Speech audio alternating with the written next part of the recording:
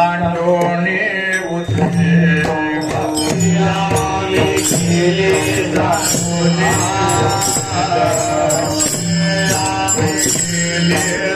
सांडोणे उठले केले सांडोणे उठले पावलोय गतो गया पावलोय गतो गया पावलोय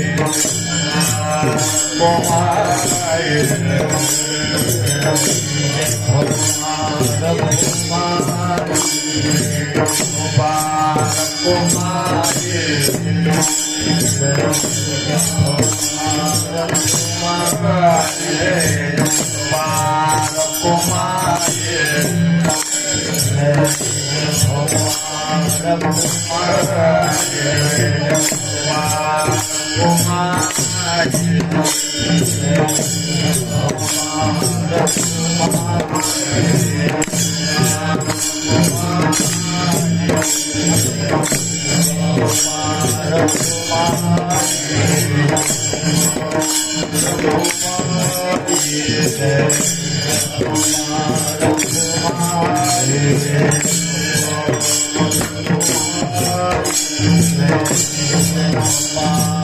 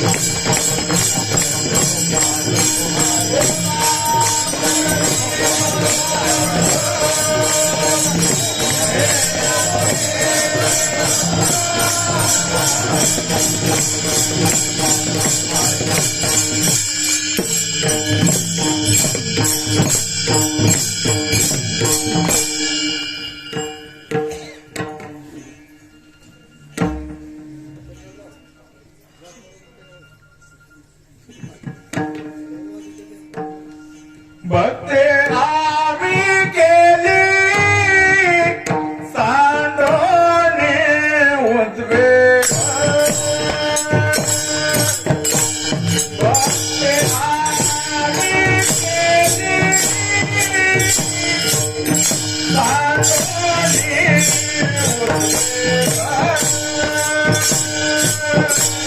भक्ते आम्ही केली सांडोने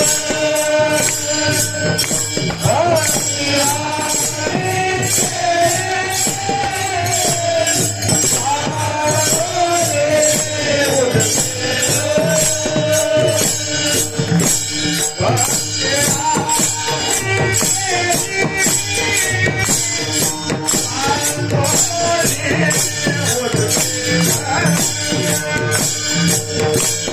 भक्ते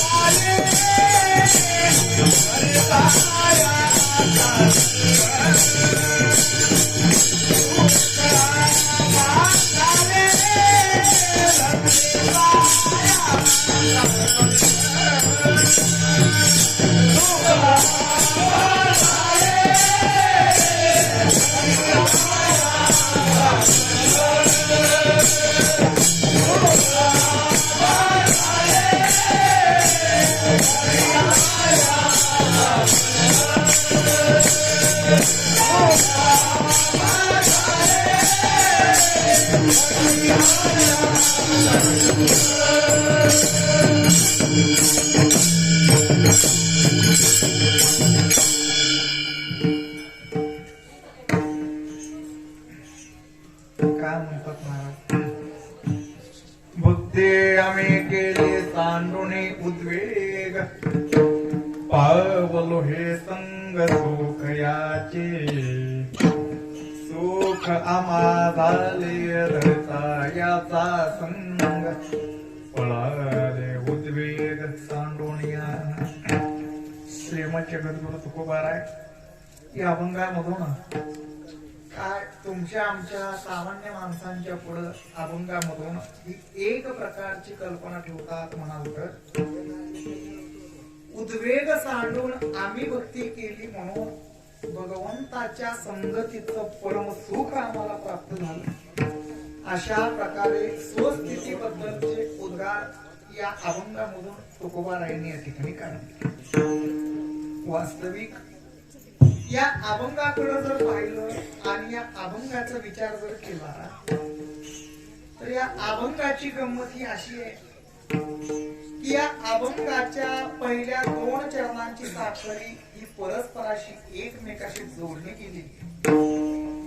या पहिल्या 2 चरणांच्या मध्ये फक्त म्हणून हा शब्द घेऊनच अभंगाचा अर्थ एका क्षणात लक्षात येतो.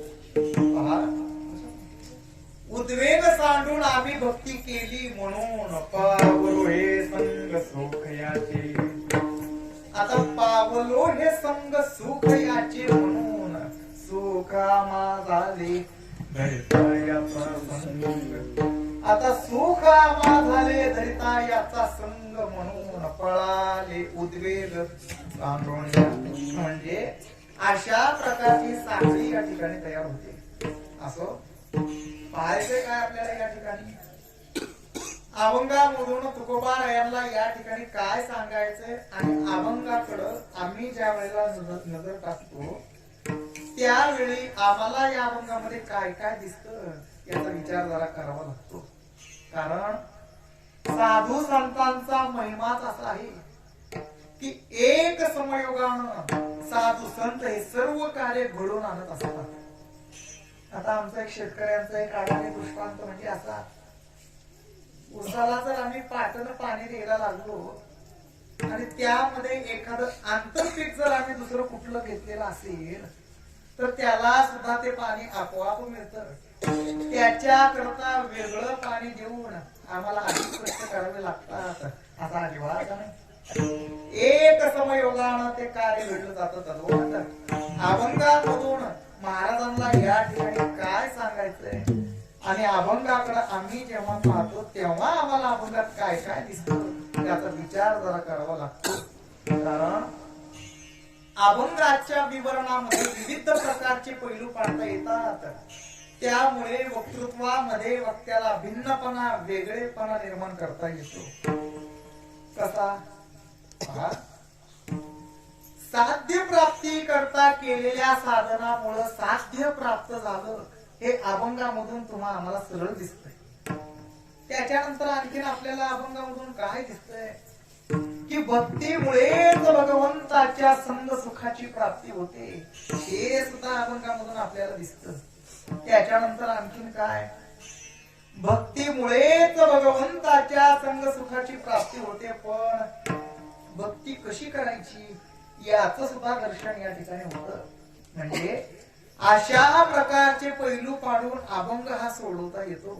परंतु अभंगाची भूमिका ही अशी आहे की भक्ती साधनाचा अवलंब करून अद्वैतातील सुखाचा अनुभव आला, पण अद्वैतातील सुखापेक्षा ज्ञानोत्तर भक्तीमधील सुखात तुकोबारायांना अधिक सुख झालं, अशा प्रकारचा अनुभव प्राप्त झाला. हे दृष्टपत्तीस येतं. संत ही कोणतीही गोष्ट जगाच्या पुढे मांडत असताना, सांगत असताना ती क्रिया करून अनुभव घेऊन सांगत असतात. तैसे संत जगी क्रिया करून क्रिया करून अनुभव घेऊन या ठिकाणी सांगतात. भक्ती आम्ही केली, भक्ती आम्ही करू म्हणतात, भक्ती आम्ही केली म्हणतात. केली म्हणजे करून दाखवलंय, भूतकाळात हे. त्याच्यानंतर पुढे अजून काय बोलले, पावलो हे संग सुखयाचे, भगवंताच्या संगतीचं परमसुख पावलो म्हणतात का पावेल म्हणतात, पावलो भूतकाळ अनुभव आहे. त्याच्यानंतर दुसऱ्या चरणामध्ये सुखामा झाले, सुख झालं म्हणतात का सुख होईल म्हणतात, झालं. पळाले उद्वेग सांडोण्या, उद्वेग पळाले म्हणतात, उद्वेग पळतील, असे सुद्धा शब्द या ठिकाणी महाराजांनी वापरलेले नाहीत. आणि शेवट तुका म्हणे सुख बहु झाले जीवा, जीवाला बहुसुख झालं म्हणतात का बहुसुख होईल म्हणतात, झालं. घडली या सेवा विठोबाची, सेवा घडली म्हणतात, सेवा घडेल किंवा सेवा करू, असे सुद्धा शब्द या ठिकाणी वापरलेले नाहीत. अनुभवाचं हे सगळं बोलणं आहे अभंगामध्ये. 3 चरणाच्या अभंगामध्ये 6 अनुभव तुकोबारायांनी या ठिकाणी सांगितले. आणि अशा प्रकारचे अनुभव घेऊन महाराजांनी या ठिकाणी बोलायला सुरुवात केली, संवाद साधायला सुरुवात केली. भक्ती आम्ही केली. हे साधू संत जे काही असतात का नाही, हे सगळ्याबरोबर गप्पा मारत असतात. वक्तृत्व जर आपण साधू संतांचं पाहिलं, संत वाङ्मय जर आपण पाहिलं, तर काही वेळेला पांडुरंगरायासोबत भगवंतासोबत गप्पा मारताना दिसतात, काही वेळेला जगाला उपदेश करताना दिसतात, काही वेळेला जगासोबत गप्पा मारताना दिसतात, काही वेळेला कोणाशी नसलं तरी आपल्या मनाशी स्वतःशी सुद्धा संत महात्मे बोलत असतात. तद्वत मग आता तुकोबारायांनी या ठिकाणी जे काही बोलायला सुरुवात केलेलं आहे, अभंगामधलं सांगणं जे काही सांगायला सुरुवात केलेलं आहे, तो अनुभव तुकोबारायांनी कुणाच्या पुढे व्यक्त केला असावा. कारण अभंगाचं स्वरूप हे संवादात्मक आहे. पण कोणासोबत तुकोबारायांनी अभंगामधून संवाद साधला, हा प्रश्न या ठिकाणी जरा उत्पन्न होतो. आता तुकोबारायांनी अभंगामधून जे काही सांगायला सुरुवात केला, जो काही अनुभव सांगायला सुरुवात केला, तो सांगितला पुन्हा पुढे, हा एक प्रश्न या ठिकाणी निर्माण होतो. आता साहजिक आपल्याला याबद्दल स्पष्टपणे नीट सांगता येत नाही की तुकोबाराय अभंगामधून बोलले पुन्हा पुढे.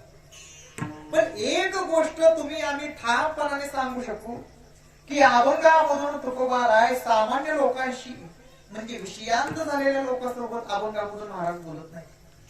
या अभंगामधून तुकोबारायांनी भगवंतासोबत सुद्धा संवाद साधलेला नाही. मग अभंगामधून तुकोबाराय बोलले कोणा पुढे हे जर तुम्हा आम्हाला सांगता येत नसेल, तर त्या भगवंताला देवालाच आपण विचारू. तो सर्वज्ञ असल्यामुळे याचं उत्तर भगवंतच तुम्हा आम्हाला देतो. पहा, अभंगामधून महाराजांनी संवाद साधला ही गोष्ट सत्य आहे, पण कुणासोबत त्यांनी संवाद साधला हा प्रश्न या ठिकाणी निर्माण. आता एक व्यवहार आपल्या नजरेपुढे जरा काय दिसतो जरा पहा, की समान अधिकाराचे, एका आवडीचे, एका नादाची असे 2 आवडीचे माणसं जर एकत्र भेटली तर एकमेकाच्या अनुभवाच्या गोष्टी या एकमेकासोबत बोलल्या जातात. कल्पना करा, दोन व्यापारी जर एकत्र गाठ पडले तर काय बोलतील? तुमच्या इकडे सोयाबीनचा भाव कसा आहे, आमच्या इकडे गोडदाचा भाव असा आहे, म्हणजे त्यांचा रोजचा हातातला व्यवहार. दोन शेतकरी जर एकत्र गाठ पडले तर काय, यंदा तुमची पिकं कशी आहेत, यंदा हा तुम्ही ऊस घेतलाय का सोयाबीन लावलंय, आम्ही या वर्षीचं सोयाबीन अजून घरामध्येच ठेवलंय. हे दोन शेतकऱ्यांचं बोल.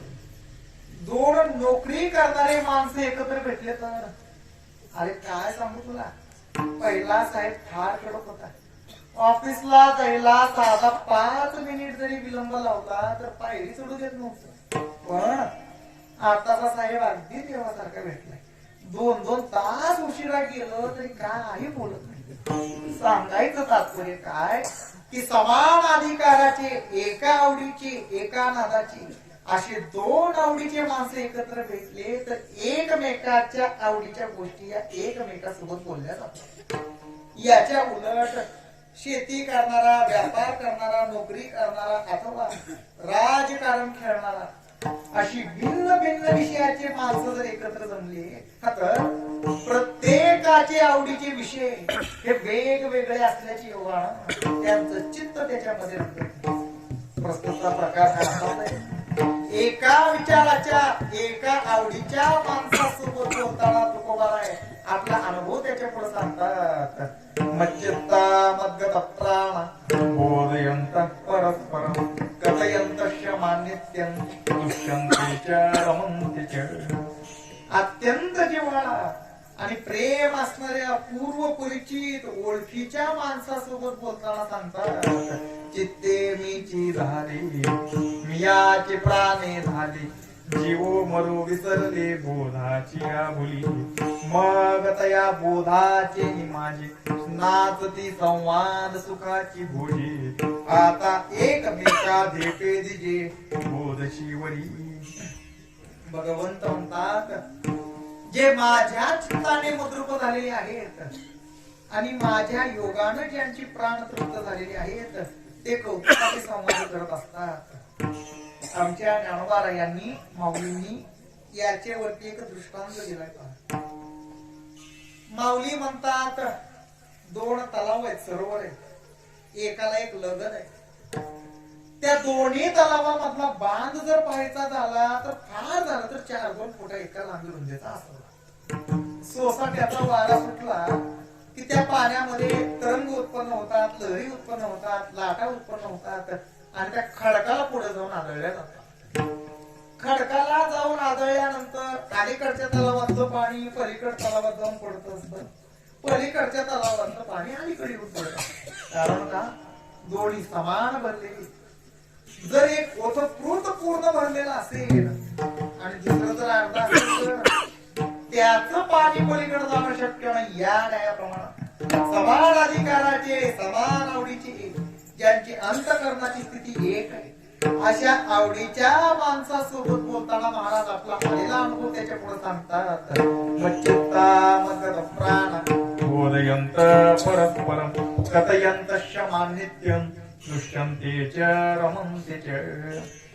तुकोबारायांची जशी त्या पांडुरंग रायावरती श्रद्धा आहे, प्रेम आहे, अनन्य भक्ती भाव आहे, जिव्हाळा आहे, आवडी आहे, अशाच तऱ्हेचे दुसरे महात्मे त्यांच्या पुढे आल्यानंतर बोलायला सुरुवात केली. आता संतांना संत जर गाठ पडले तर काय हवा पाण्याच्या गोष्टी करतात का? ज्ञानोबा राया काश्मीरची हवा अशी आहे, चला आता आपण दोघं महाबळेश्वरची हवा खाऊन नाही. एकच आवडीचा विषय आल्यानंतर हरिभक्त हरिभक्तासी दृष्टी पडता रे रासी मिठी पडे अति प्रीतीसी सेव्य दोघांची परमात्मा. पुन्हा आणखीन एक प्रश्न निर्माण होतो काय की आता जो अनुभव महाराजांना आला की आता जे काही सुख तुकोबारायांना झालंय मग ते सुख, तो आनंद स्वतः आपणच एकट्याने उपभोगायचं सोडून दुसऱ्याला तरी सांगायची गरज का पडली? जे सुख झालं, सुखामा झाली, मग ते सुख, तो आनंद स्वतः आपण एकट्याने उपभोगायचं सोडून तो अनुभव दुसऱ्याला सांगायची तरी गरज महाराजांवरती का आली? का अनुभव सांगतात साधू संत? काय याला प्रमाण द्यावी? जे इथे कमळ कळी का झाले म्हणे हृदयची या मकरंदा ते दाखवणे दे राया रंका पारणे आमोदाचे तैसेची माते विश्वी कथित कथे ते तो शुकथू विसरत मग तया विसरा माझी विरत अंगी जीवे. माऊली म्हणतात कमळाची कळी विकसित झाल्यानंतर त्याचा सुगंध लोपू शकत नाही. सर्वांना तो सुगंध आपोआप प्राप्त होत असतो. त्याप्रमाणे हा अनुभव इतकं नाही तर हे अनावर होऊन याचा परिणाम काय झाला म्हणून तुम्हाला सांगू. फुटले दराना आला फुटले दराना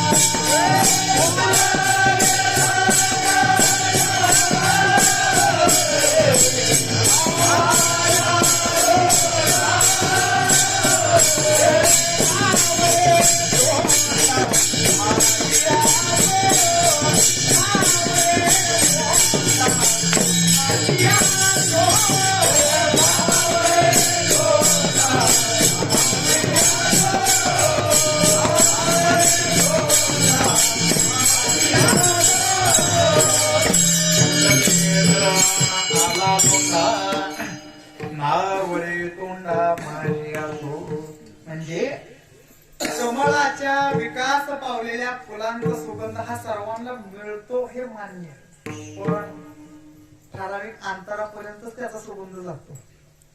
पण एखादं धरण जर का फुटलं तर त्या पाण्याचा ओघ फार लांब पर्यंत दूरपर्यंत जात असतो.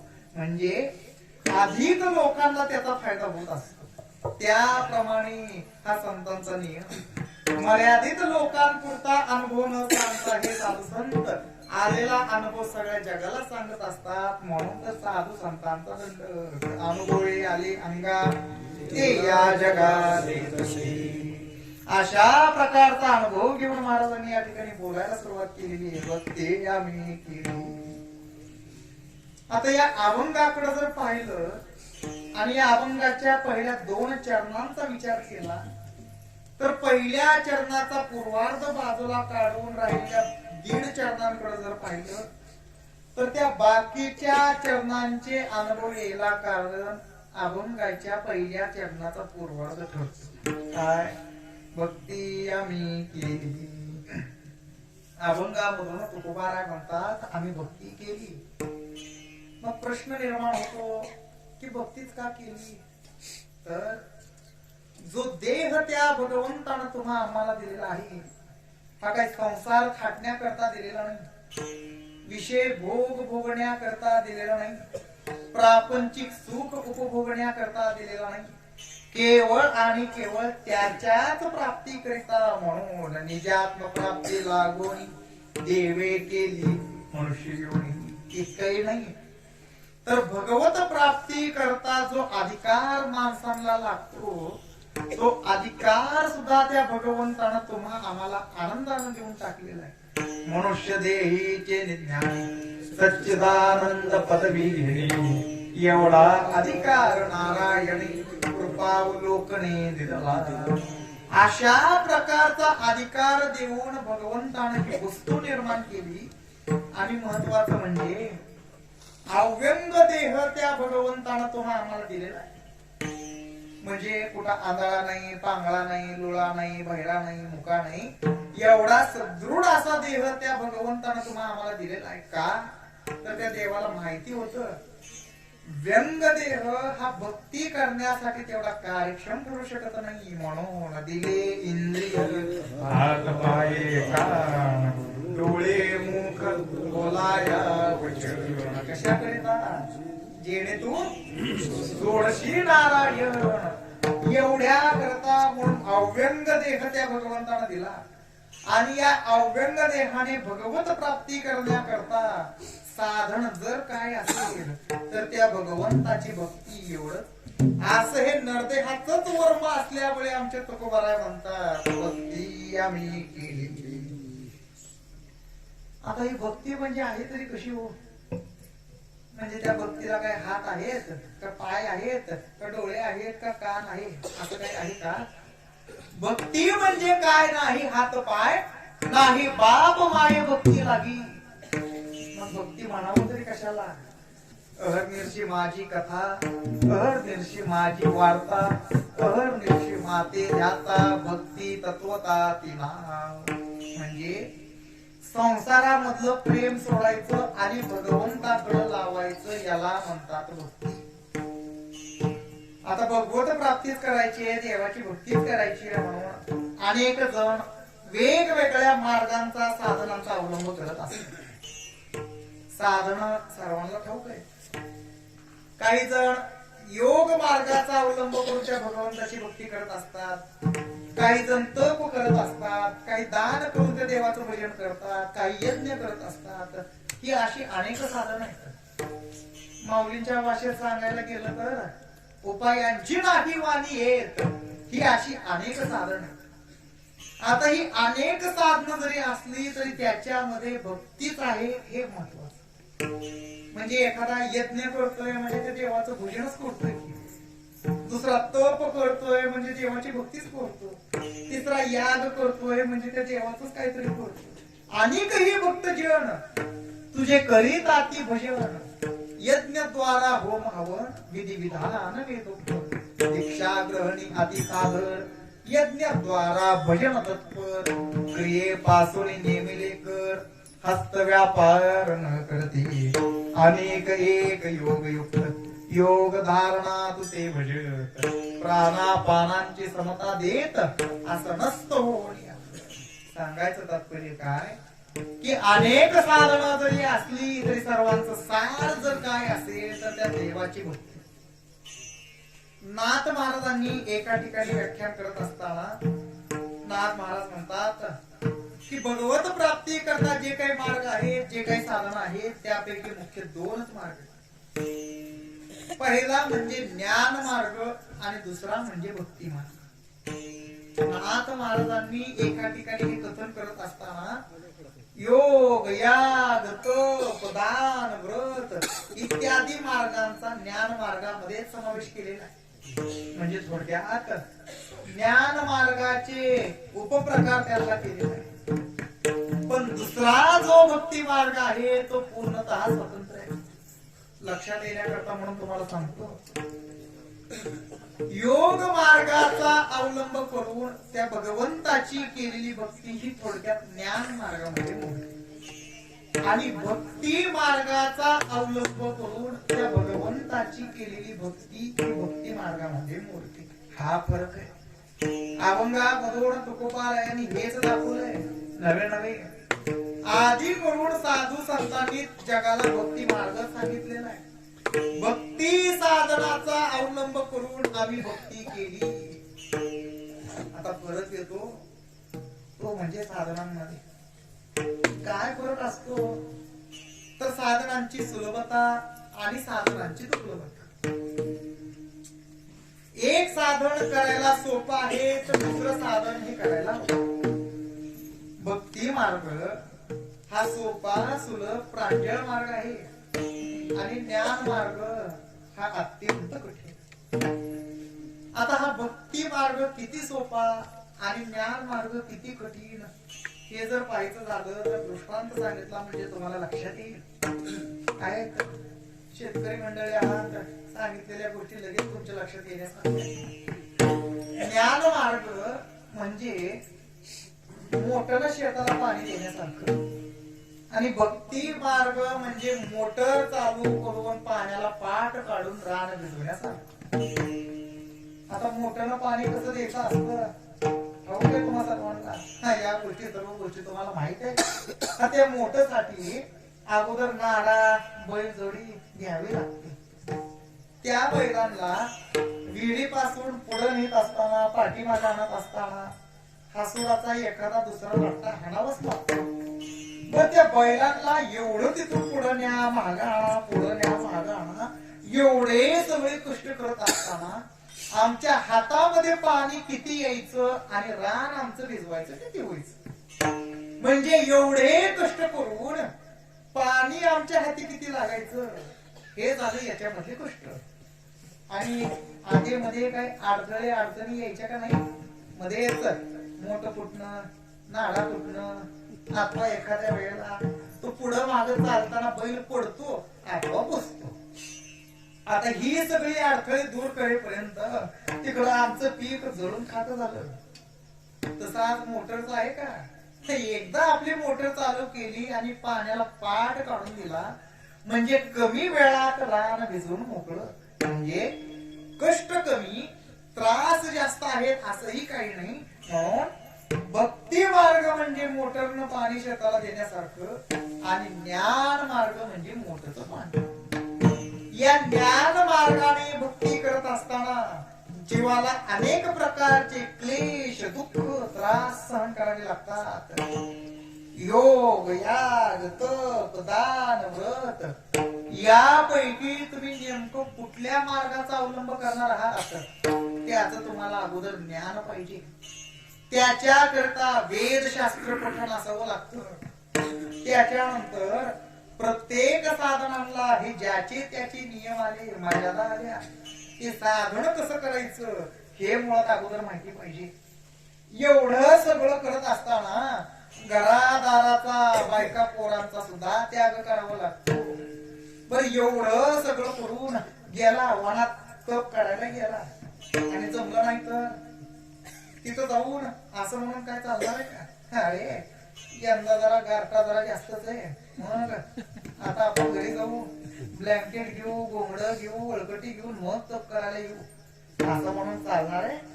अहो एका साधनाला हे एवढे त्याचे नियम आहेत तिथे साधनच मुळात आमच्याकडनं होणं शक्य नाही. तरी आता कदाचित एखाद्याला असं वाटलं की नाही आपण ज्ञान मार्गानेच त्या भगवंताची प्राप्ती करायची. ही जगातली सगळी माणसं भक्ती मार्गाने भगवंताला बसतात. आपण जगाच्या उलट काहीतरी करायचं.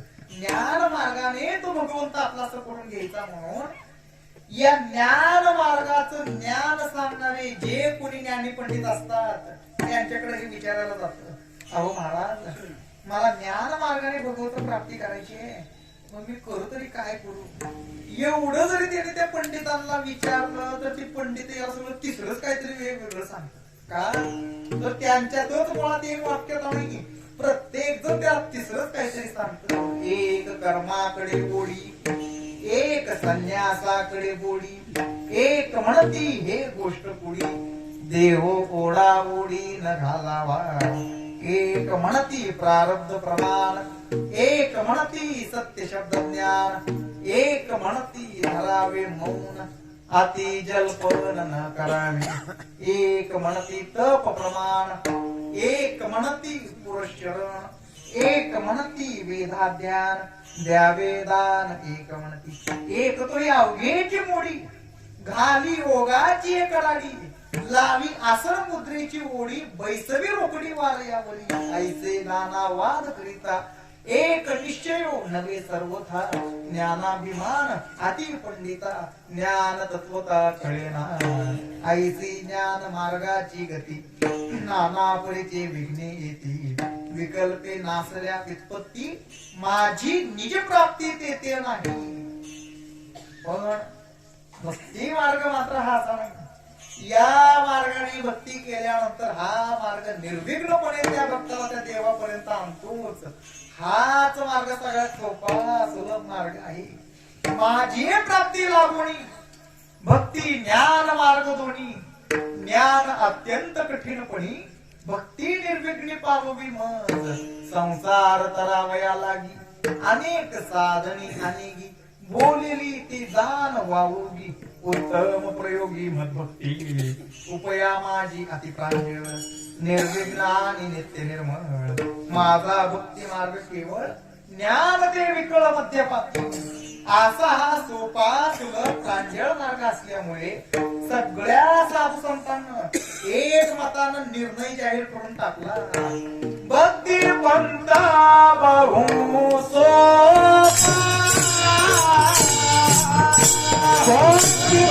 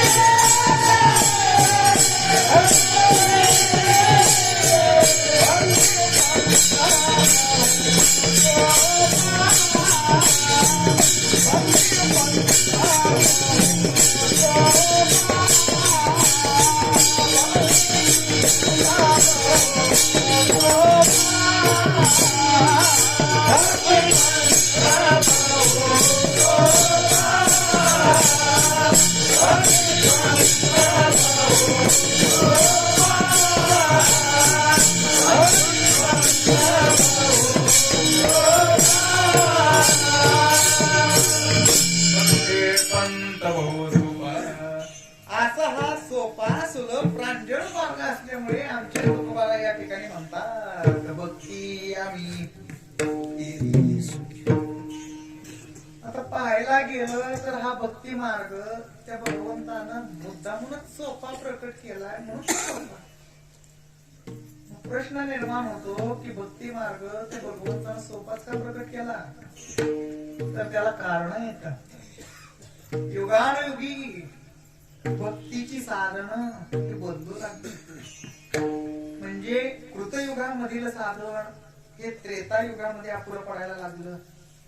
त्रेतायुगामधील साधन हे द्वापार युगामध्ये अपुरं पडायला लागलं. आणि द्वापार युगामधील साधन हे कलियुगामध्ये अपुरं पडायला लागलं. सगळ्याच गोष्टींना विचार केला तर लोकांचं आयुष्य, ऐश्वर्य, धन, संपत्ती, विचार या सगळ्याच गोष्टी कलियुगामध्ये अपुऱ्या पडायला लागल्या. पहिल्या 3 युगांचा विचार जर केला म्हणजे कृतयुग, त्रेतायुग, द्वापार युग, या 3 युगांचा विचार केला तर त्या 3 युगामधील लोकांनी ज्ञान मार्गाचा अवलंब केलेला दिसतो. कारण लोकांचं आयुष्य जास्त होतं, ऐश्वर्य होतं, संपत्ती होती, विचार चांगले होते, सात्विक वृत्तीची ती मंडळी होती. या सगळ्या गोष्टी त्याला कारणीभूत ठरतात. मग आता त्या कृतयुगामधील लोक कशी होते? भगवत प्राप्ती करता त्यांनी या ज्ञान मार्गामधील कुठल्या मार्गाचा अवलंब केला हे प्रत्यक्ष भगवंतच भागवतामध्ये तुम्हा आम्हाला स्पष्टपणे सांगतात. काळीचे सकळ नर सदा शांत निर्वैर समता बुद्धी निरंतर सुरोन्नित्र परस्परे तैतप करावे देव यजन त्या तपाचे मुख्य लक्षण क्षमतम साधोणी संपूर्ण भगवत भजन स्वय करती. कसे होते कृतयुगामधले लोक? सदा शांत निर्वैर, म्हणजे कोणाशीच ज्यांचं वैरत्व नाही. मित्र असू द्या नाहीतर शत्रू असू द्या, भाऊ असू द्या नाहीतर भाऊशीतलं कोणी असू द्या, प्रत्येकाबद्दल समान बुद्धी ठेवणारे हे कृतयुगामधील लोक तप साधनाचा अवलंब करून त्या भगवंताची भक्ती करायची. आता त्रेतायुगामधील लोकांचा विचार केला तर त्रेतायुगी सर्वही नर वेदोक्त नित्य साधर सर्वही भजन तत्पर ते धर्मिष्ठ समग्र अतिधार्मिक ते धर्मिष्ठ धार्मिक जन अष्टधा नामी नामस्मरण गजरे करती सदा पठण ते नामाभिमान ऐकराया विष्णु यज्ञ पृष्ठी जन्म सर्वदेव उरुक्रम वृषा कपी जयंत नाम उरुगाय परमनामे स्मरती. द्वापार युगामधील लोकांकडे जर पाहिलं तर शशांक चक्रमणीच्या मर राजलक्षणी राजपचार या बरी द्वापारीचे नर अति साधर पूजेसी शीघ्र पावावया परात्पर वैदिक तांत्रिक पूजा मिश्र तत्व जिज्ञास करते नर भजन तत्पर या रीती. म्हणजे अशा प्रकारे हे 3 युगामधील लोक आणि भगवत प्राप्ती करता अवलंबलेली त्यांनी ही ज्ञान मार्गामधील वेगवेगळी साधन. मग आता प्रश्न निर्माण होतो की 3 युगामधले लोक, 3 युगामधील सगळेच लोक हे ज्ञान मार्गाचा अवलंब करण्यामध्ये समर्थ होते का? तर 3 युगामधील सगळ्याच लोकांना ज्ञान मार्गाचा अवलंब करण्याचं सामर्थ्य होतच असं नाही. तर त्या युगांमध्ये सुद्धा तुमच्या आमच्या सारखे अडाणी अज्ञानी भोळे भाविक लोक हे त्या युगांमध्ये सुद्धा होते. म्हणून त्या अशा भोळ्या भाविकांचा उद्धार कसा होणार? म्हणून 3 युगामधील भोळ्या भाविकांकरता म्हणून भगवंतानं त्यावेळी त्यांच्यासाठी म्हणून हा भक्ती मार्ग प्रकट केलेला आहे. न करिता वेदशास्त्र व्युत्पत्ती आयशिया अज्ञाना निजात्म प्राप्ती सुगमोज्जोडे ब्रह्मस्थिती या लागी हरिभक्ती प्रकाशली देवे न करिता नाना व्युत्पत्ती सुगम पावे ब्रह्मस्थिती आबळे तरावया निश्चिती भगवंते निज भक्ती प्रकट केली एक पोया विणधरणे प्रयासे विण प्राप्ती घेणे सुखोपाय ब्रह्म पावणे या लागी नारायणी प्रकाशली भक्ती. आता कलियुगामध्ये लोकांचा विचार केला तर लोकांचं आयुष्य कमी, ऐश्वर्य कमी, धन कमी, संपत्ती कमी, विचार कशी येतात जाऊ द्या काय करायचं. आणि गंमत म्हणजे अशी की आमच्याकडून मुळात ही असली साधनं होणंच शक्य नाही का. तर साधू संतांनीच मर्यादा घालून दिली आहे ना. अल्प आयुष्य अल्पधन करी मर्यादा ही केली संतजणी. अन्नमय प्राण नगडे साधन नोहे तीर्थाटन जपत. असे हे कलियुगामधले तुम्ही आम्ही म्हणून तुमची आमची काळजी प्रत्यक्ष त्या वैकुंठ नायकाला भगवंतालाच लागली. भगवंताला विचार केला. अरे म्हणजे त्या पहिल्या 3 युगांमध्ये काही लोक गोळे भाविक अडाणी होते, पण इथं तर आता सगळं युगच्या युगच सगळं बोळ दिसायला लागलंय. आता बोळ आहे का चतुर आहे तुम्हीच बघा.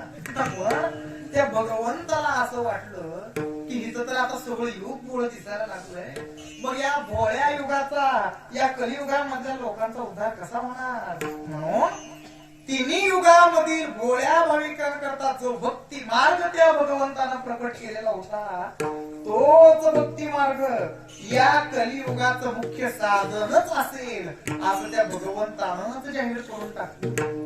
कलियुगा माझी करावे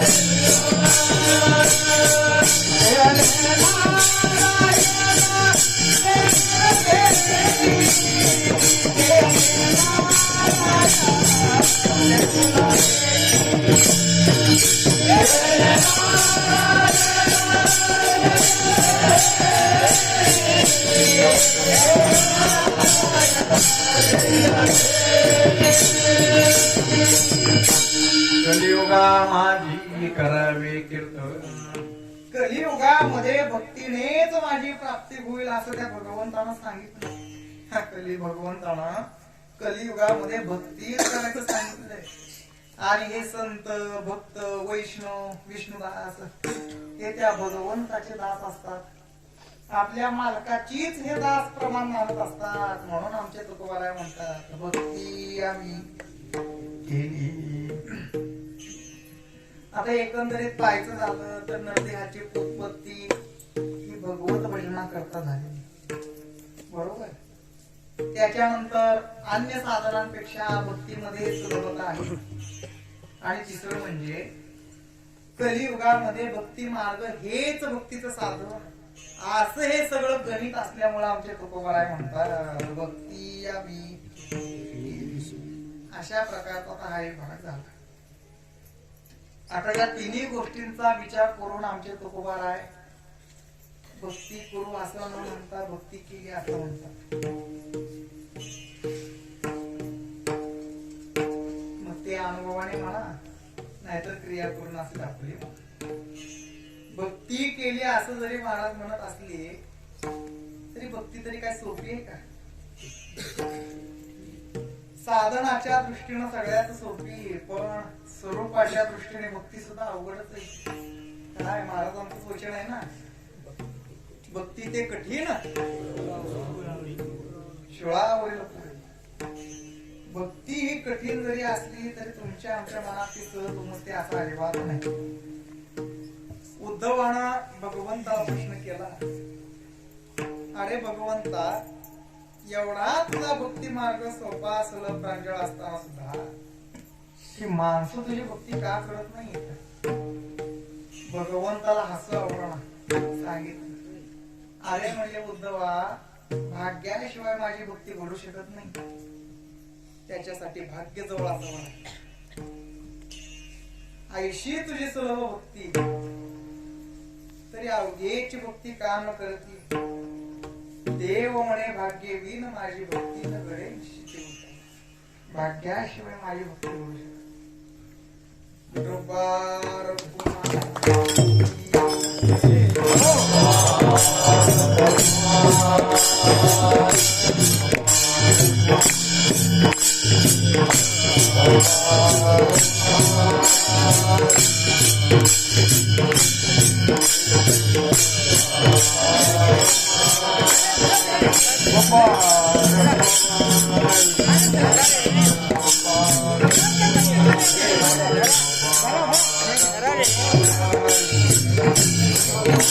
Gracias.